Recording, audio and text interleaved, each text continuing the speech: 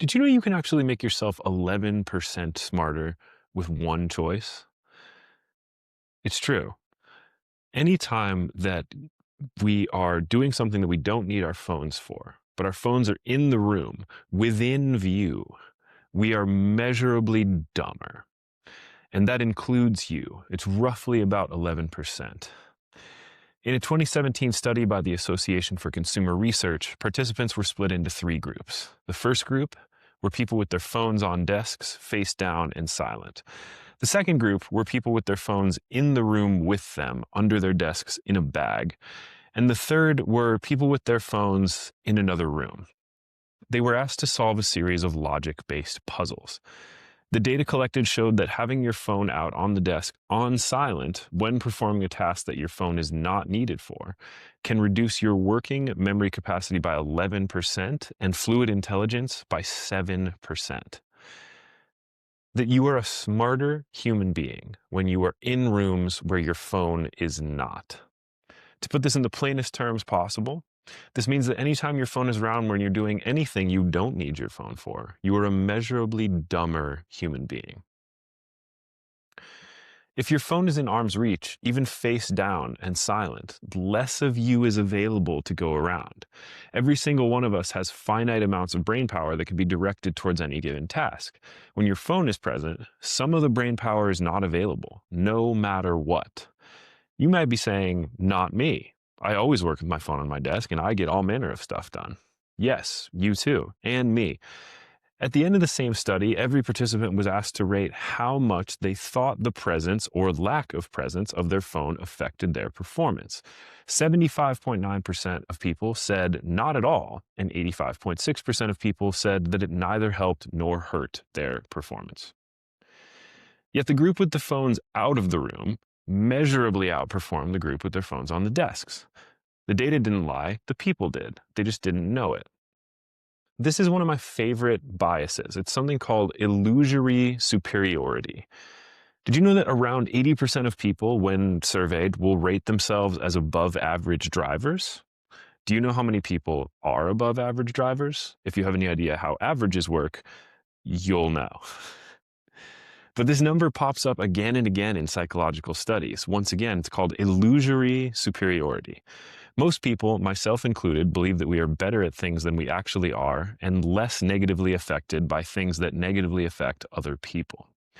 What I love most about the phone study is that the people with phones in the other room received an immediate boost.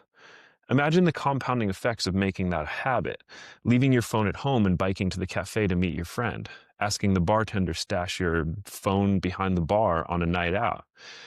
Nothing to distract you means that you will be a more present lover, friend, or sibling, or whatever. We've collectively decided that looking at a screen is safer than looking at a stranger.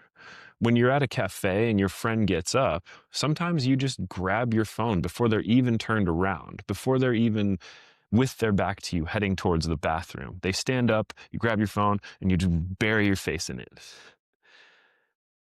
A lot of the times, it's not even because we feel bored. It's because being alone in public without a screen is almost socially unacceptable now, and it feels like this weird social exposure.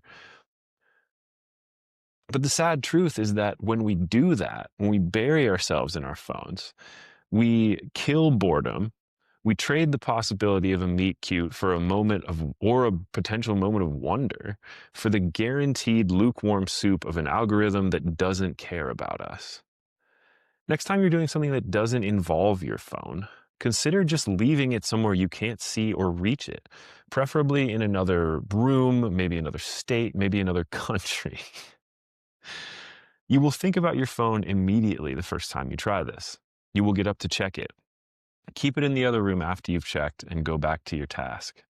Eventually, the inconvenience of having to get up to check whatever pointless social media minutia you were thinking about will override the desire to disappear into your screen. Pretty soon, you will let the desire pass and keep doing what you were doing, painting a mural, writing the great American novel. Geez, you'll be enjoying it in a way you didn't think was possible.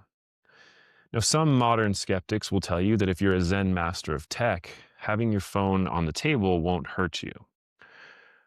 What's important to understand here is that the brain works overtime not to check the device.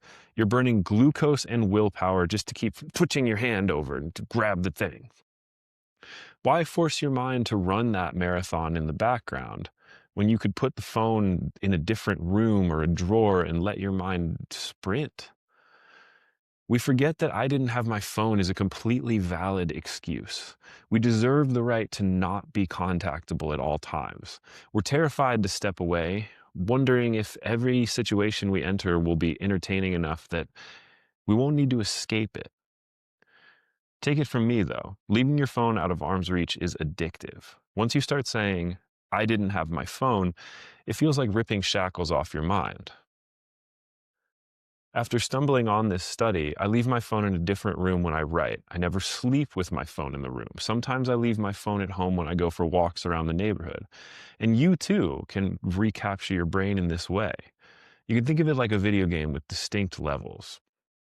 Level one would just be leaving your phone on silent and out of sight when trying to do anything you don't need it for. Level two would be leaving your phone in a completely different room. Above average, but you're not going to beat the final boss with above average. To get to final boss killing status, you must attempt level three. Level three is leaving your phone at home and going away for a while. Taking a walk, going on a bike ride, going for a hike, just being away from that time-sucking brick.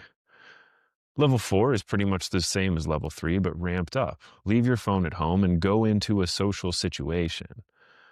Provided, of course, you know where you're going and how to get back. Without anything to escape into, you'll be more present than you ever thought possible.